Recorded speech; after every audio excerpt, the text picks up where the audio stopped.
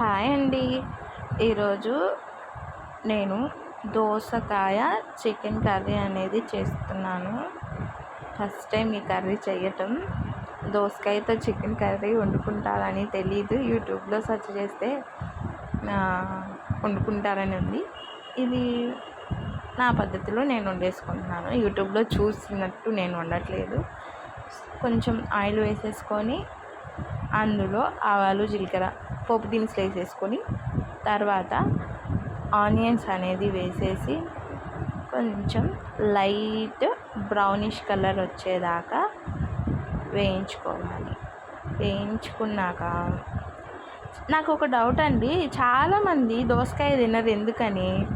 మా ఇంట్లో మా పాప తినరు, మా వారు తినరు. ఇష్టంగా తినేది నేను ఒక్కదాన్నే.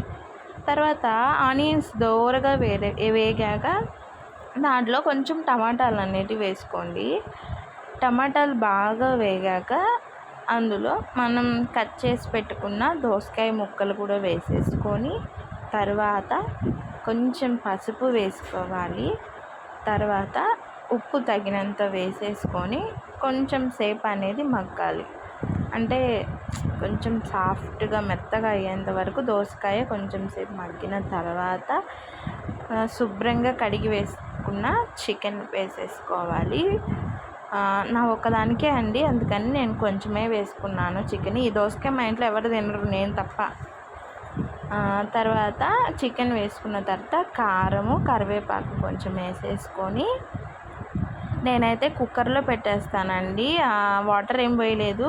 ఆవిరికే కొంచెం సేపు ఒక విజిల్ వచ్చేంత వరకు మగ్గబెడతాను. ఈలోపు నేను అంట్లు అనేటివి ఉన్నాయి. కర్రీ వండేలోపు నాకు అంట్లు అనేటివి తోమేసేసుకున్నాను.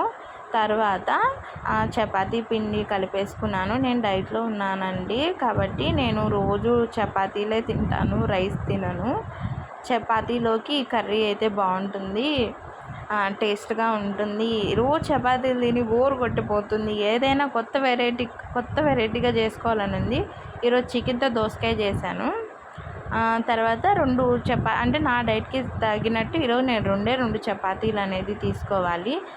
మిగిలిన పిండి వచ్చేసరికి సాయంకాలం ఒక చపాతీ తినాలి కాబట్టి నేను ఇప్పుడే కలిపేసుకొని ఒక బాక్స్లో పెట్టుకున్నాను. తర్వాత కూర అయిపోయింది. చపాతీలు ఏంటండి రౌండ్ లేదని అనుకుంటారేమో, నేను చేస్తే రౌండ్ రావు.